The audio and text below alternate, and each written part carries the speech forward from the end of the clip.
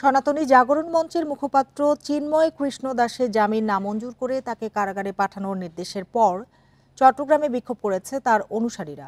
এ সময় পুলিশের সঙ্গে চিন্ময় অনুসারীদের সংঘর্ষে এক আইনজীবী নিহত হন। চট্টগ্রাম মেট্রোপলিটন ম্যাজিস্ট্রেট আদালতে জামিন নামঞ্জুর হওয়ার পর আদালত থেকে কারাগারে নেয়ার সময় চিন্ময় কৃষ্ণকে বহনকারী প্রিজন ভ্যান আটকে রাখেন তার ভক্তরা।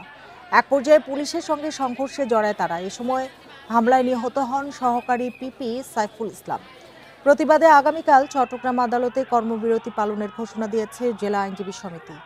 এর আগে বেলা 11টায় চিন্ময় কৃষ্ণ দাসকে কড়া নিরাপত্তায় আদালতে হাজির করা হয়। 2 দফা শুনানি শেষে আদালত তার জামিন নামঞ্জুর করে কারাগারে পাঠানোর নির্দেশ দেয়। তবে ধর্মীয় বিধি অনুযায়ী তার খাবারের ব্যবস্থা ও কারাগারে ডিভিশন সুবিধা দেওয়ার নির্দেশনাও দেওয়া হয়েছে।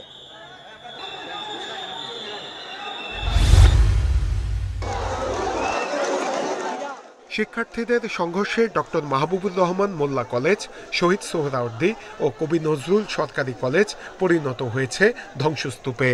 আহত অর্ধশতাধিক। এর আগে সরকারি তিতুমির কলেজের শিক্ষার্থীরা বিশ্ববিদ্যালয়ের দাবিতে সড়ক অবরোধ করে। এ সময় শিক্ষার্থীরা ট্রেনে হামলা করলে বেশ কয়েকজন সাধারণ মানুষও আহত হন। এর আগে রাজধানীর সায়েন্স ল্যাব এলাকায় ঢাকা কলেজ ও সিটি কলেজের মধ্যে সংঘর্ষ হয়। শিক্ষা গবেষকরা বলছেন, শিক্ষার্থীরা নানা ধরনের সংঘর্ষে জড়ালেও শিক্ষা মন্ত্রণালয়ের তেমন তৎপরতা দেখা যাচ্ছে না। দুর্বল প্রশাসনের সুযোগ নিয়ে এসব ঘটনা ঘটছে। দায়টা দিব যারা এই শিক্ষা মন্ত্রণালয়ের দায়িত্বে আছেন, রাষ্ট্র পরিচালনার দায়িত্বে আছেন, এই দায়টা তাদেরকে নিতে হবে। তারা যতই বলুক যে আমরা চেষ্টা করেছি, আমি মনে করি যে পরিপূর্ণভাবে তারা চেষ্টা করেননি, কিংবা চেষ্টার ঘাটতি আছে, অথবা তারা ভুল চেষ্টা করেছেন ভুল জায়গায়। যে চাচ্ছে সেই সড়ক বন্ধ করে আন্দোলন করছে। এতে করে বিপন্ন হচ্ছে জনজীবন। সাধারণ মানুষ বলছে, এসব বিষয়ে সরকারকে কঠোর হতে হবে। বৈষম্য বিরোধী ছাত্র আন্দোলন বলছে, প্রশাসনের ভেতরে অনেকেই সরকারকে সহায়তা করছেন না। এর ফলে এসব সংঘর্ষ ঠেকানো যাচ্ছে না। যে এখানে প্রশাসনের সর্ষের ভিতরে ভূত অবশ্যই আছে, কারণ বিভিন্ন প্রতিষ্ঠানের যারা শিক্ষক শিক্ষার্থী আছে তারা কিন্তু আমাদেরকে জানিয়েছে যে তারা যথাসময়ে কিন্তু প্রশাসনকে জানানোর পরও তারা যে কুইক রেসপন্স করা দরকার ছিল সেটি করেনি। প্রধান উপদেষ্টার কার্যালয় বলছে, এসব বিষয়ে কঠোর হবে সরকার। সংঘর্ষের ঘটনায় তৃতীয় কোনো পক্ষের ইন্ধন আছে কিনা তা তদন্ত করে দেখা হবে। ভায়োলেন্সগুলো হয়েছে, আমরা সেগুলো ইনভেস্টিগেট করছি, কারা কারা ইনভলভ ছিল। আপনি দেখেছেন যে কয়েকজনকে খুব ব্রুটালি বিটিং করা হচ্ছে, এবং অনেকে দেখেছেন যে লুঙ্গি পরাও ছিল। তো আমরা দেখছি যে এরা আসলে স্টুডেন্ট কিনা এবং এই পিছনে কোনো ইন্ধন ছিল কিনা। প্রশাসনে গতি আনতে সব ধরনের উদ্যোগ নেওয়া হচ্ছে বলেও জানিয়েছে কর্তৃপক্ষ। নূরে আলম, ইন্ডিপেন্ডেন্ট নিউজ, ঢাকা। সংবিধান সংস্কার নিয়ে দলের প্রস্তাব জমা দিতে বুধবার সকাল 11টায় জাতীয় সংসদ ভবনে আসেন বিএনপির স্থায়ী কমিটির সদস্য সালাউদ্দিন আহমেদের নেতৃত্বে 2 সদস্যের প্রতিনিধি দল। সংবিধান সংস্কার কমিশনের প্রধান আলী রিয়াজের কাছে দলের লিখিত প্রস্তাব জমা দেন সালাউদ্দিন আহমেদ। তিনি জানান, সংবিধান পুনর্লিখন নয়, সংশোধনের প্রস্তাবনা দিয়েছে তার দল। পঞ্চদশ সংশোধনী বাতিল ও তত্ত্বাবধায়ক সরকার ব্যবস্থা ফিরিয়ে আনা, উপরাষ্ট্রপতি পদ সৃষ্টি, বিচার বিভাগ ও নির্বাহী বিভাগের পৃথকীকরণ সহ অনেকগুলো বিধানের প্রস্তাব রাখা হয়েছে। সংবিধান সংশোধনের প্রস্তাব করেছি আমরা ব্যাপক ভিত্তিক, যাতে এটা গণতান্ত্রিক সংবিধান সংশোধন হয় এবং জনগণের আকাঙ্ক্ষা পূরণ হয়। সংবিধান সংস্কার কমিশন তাদের রিকমেন্ডেশনসগুলো সরকারের কাছে প্রদান করবেন, এবং অন্তর্বর্তীকালীন সরকারের মাননীয় প্রধান উপদেষ্টা বলেছেন যে তারপরে উনি সবার সাথে আলোচনা করবেন। এদিকে সংবিধান সংস্কার কমিশন জানিয়েছে, এ পর্যন্ত তাদের ওয়েবসাইটে 47,000 মানুষ বিভিন্ন প্রস্তাব ও মতামত দিয়েছেন। বিএনপির পক্ষ থেকে তাদের প্রস্তাবগুলো আমাদের দেওয়া হয়েছে। এটা লিখিত প্রস্তাব, নিশ্চয়ই আপনারা অনুমান করতে পারছেন আমরা এখন পর্যন্ত সেটা পড়িনি। ফলে তাদের প্রস্তাবগুলির বিষয়ে তো মন্তব্য করা সম্ভব নয় আমার পক্ষে, যতক্ষণ আমরা পড়ছি। এছাড়া 28টি সংগঠন, 23 জন সুশীল সমাজের প্রতিনিধি, 5 জন সংবিধান বিশেষজ্ঞ, 10 জন তরুণ চিন্তাবিদের সাথে মতবিনিময় করেছে কমিশন। সংবিধান সংস্কার কমিশনের প্রধান জানিয়েছেন, সবার মতামত যাচাই বাছাই ও বিশ্লেষণ করছে commission. Jahanara Parvin, independent news, Dhaka. ধর্ম অবমাননার সর্বোচ্চ শাস্তি মৃত্যুদণ্ড সহ ১৩ দফা দাবিতে ২০১৩ সালের ৫ মে মতিঝিলের শাপলা চত্বরে জড়ো হয় হেফাজতে ইসলামের লাখো কর্মী সমর্থক।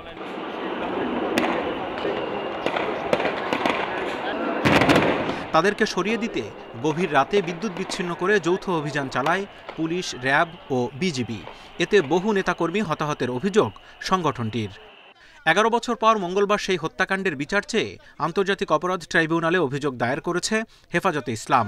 আসামি করা হয়েছে শেখ হাসিনা, সাবেক স্বরাষ্ট্রমন্ত্রী মহিউদ্দিন খান আলমগীর, অধ্যাপক মুনতাসির মামুন, অধ্যাপক জাফর ইকবাল, সে সময়কার ডিএমপি কমিশনার বেনজির আহমেদ, তুরিন আফরোজ সহ ৫০ জনকে। এক প্রধানমন্ত্রী সংসদে দাঁড়ায় বক্তৃতায় বলেছিলেন ১,৫৪,০০০ না কত গুলি চালানো হয়েছে। এবার আপনারাই চিন্তা করেন এত গুলি চালানোর পরে কত হতাহত হতে পারে। এবং আন্তর্জাতিক অনেক মিডিয়া ট্রাকে লাশ নিয়ে যাচ্ছে, সেটাও ওই সময় ভিডিও ফুটেজে আসছে, বিভিন্ন টেলিভিশনে দেখানো হয়েছে। স্বাধীনতা পরবর্তী এই ৫৩ বছরে ১৩ সালের ৫ই মে এক ভয়াবহ নারকীয় হত্যাকাণ্ডের দিন। এটি বাংলাদেশের মানুষের জন্য, বাংলাদেশের ইতিহাসের জন্য একটি অভিশপ্ত দিন। শহীদ পরিবারের আপনজন, শহীদদের স্ত্রী, শহীদদের সন্তানেরা তাদের আপনজন শহীদ হওয়ার পর তারা তাদের আপনজনদের লাশটুকু পর্যন্ত খুঁজে পায়নি। হেফাজতের সমাবেশে র্যাব পুলিশের চালানো হত্যাযজ্ঞের অভিযোগ আন্তর্জাতিক অপরাধ ট্রাইব্যুনাল আইন ১৯৭৩ অনুসারে বিচার চলতে বাধা নেই বলছেন প্রসিকিউটররা।